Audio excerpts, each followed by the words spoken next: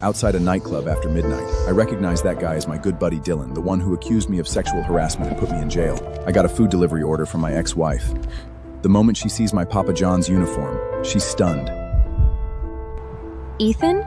You're already out of prison? Why didn't you reach out to me?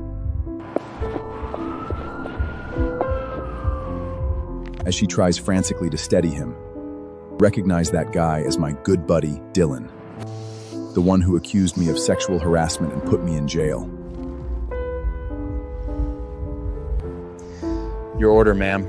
Please leave a 5-star review. Losing all control, Ella slaps the bag out of my hand, her eyes welling up with tears as she grabs my shoulders. Ethan, come home with me now. Do you have any idea how much your parents and I missed you? I calmly shake off her grip and turn to my car, but my prosthetic leg slams against the bumper. Ella stares at my artificial limb. Tears begin to stream down her face. Ethan, what happened to your leg? Well, if it isn't my buddy Ethan. When did they let you out? Why didn't you give me a call, man? I could have picked you up. Dylan, you are really wasted. Please don't move around. The concern in her voice sounds exactly the same as when she used to talk to me. Your leg! What did you go through in there over the last 10 years? Excuse me, you're in my way. My movement is clumsy. The wind catches the bottom of my pants, exposing the cheap metal underneath. Ethan, please don't. Just come home with me, and we can talk about this. Ma'am, your food has been delivered. If there's nothing else, I'm marking the order as delivered now. Ella, why care about this rapist at all? This guy even did that kind of thing to your bestie Sarah. This is exactly what he deserves. You ask me, losing a leg is getting off easy for him. Every word he spits stabs directly into my heart. 10 years ago, this best buddy of mine got me drunk and threw me into a hotel room. When I woke up, Sarah was running out of the room, crying with her clothes in disarray.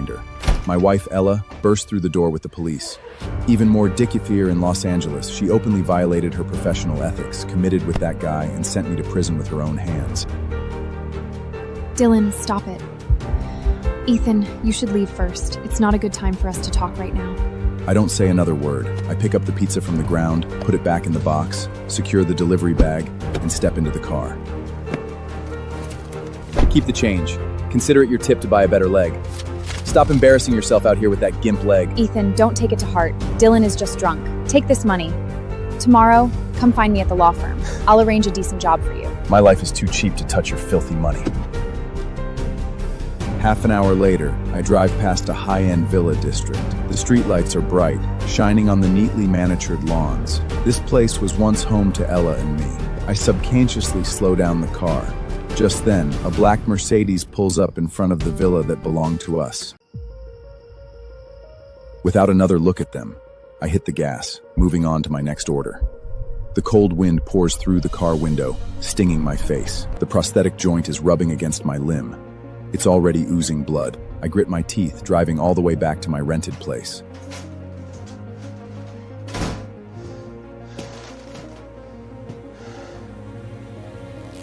After unbuckling the straps, I find my stum in a bloody mess. 10 years ago, when I first went to prison, Dylan came to visit and laughed in my face. Do you have any idea how slutty is in bed? Just live out your days in here. Your wife, your house, even your law firm. I'll take real good care of them for you. Back then, I smashed against the glass, screaming like a madman. As a result, that very night, I was dragged into a security blind spot by several inmates. With iron pipes, they crushed my leg bones inch by inch. Someone paid a fortune for this leg of yours. I was bedridden for half a year. Eventually, due to a severe infection, I had no choice but to have it amputated. Back then, I felt so much hatred. But 10 years in prison eventually turned that hate into despair. Early the next morning, I'm woken up by a frantic knocking at the door. I thought it was the landlord coming for the rent again, but it turns out to be Ella. Ethan, I made some bone broth for you. Don't take what Dylan said yesterday too seriously. He's just got a hot temper. I'm here today to talk about your future. What future for a pizza delivery guy? Ma'am, you'd better head back before you ruin your designer clothes. Ethan, stop talking out of spite. As long as you apologize to Sarah and get her forgiveness, I'll let you back in the firm. Even though you won't be a lawyer again, you could still work as a receptionist or a cleaner. I can pay you $4,000 a month. I can't help but $4,000? How generous. Ella, you want me to apologize to the person who framed... Ethan, even now you still refuse to admit your mistakes? You are the one who did wrong. You raped Sarah. You betrayed our marriage.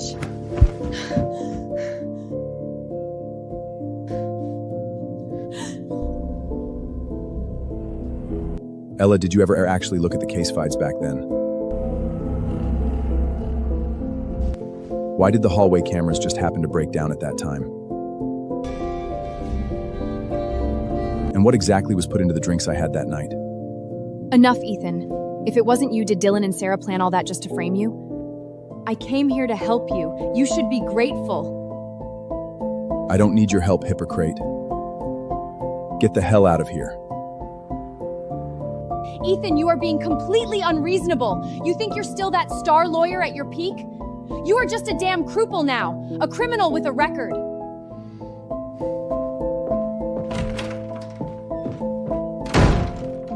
Afternoon, just as I'm about to take an order, the app suddenly sends me a notification. My account is permanently banned due to a customer complaint. The reason for the complaint is, disabled delivery man attempted to assault a female customer. I know very well who did it without even thinking twice. Dylan, you really couldn't wait at all, huh? Before I can even lock the door, the landlord is already blocking the entrance with several thugs. Ethan, someone paid 10 times the price to rent this place. Get the hell out, now. Before I know it, I'm thrown out onto the street.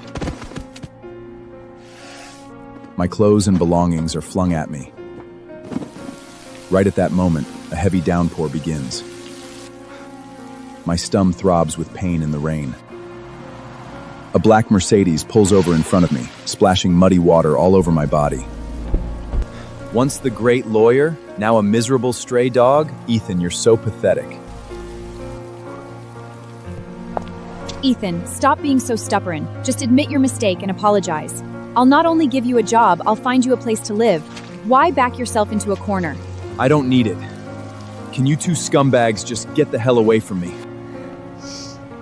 Ethan, I came here when you went to prison. If Dylan hadn't stayed by my side, I might have done good and flash out and stupid. Do you have to lash out at everyone? Even if you won't accept me, you can't hurt your parents' feelings. They have been looking for you. The moment she too-twin short us from a distance,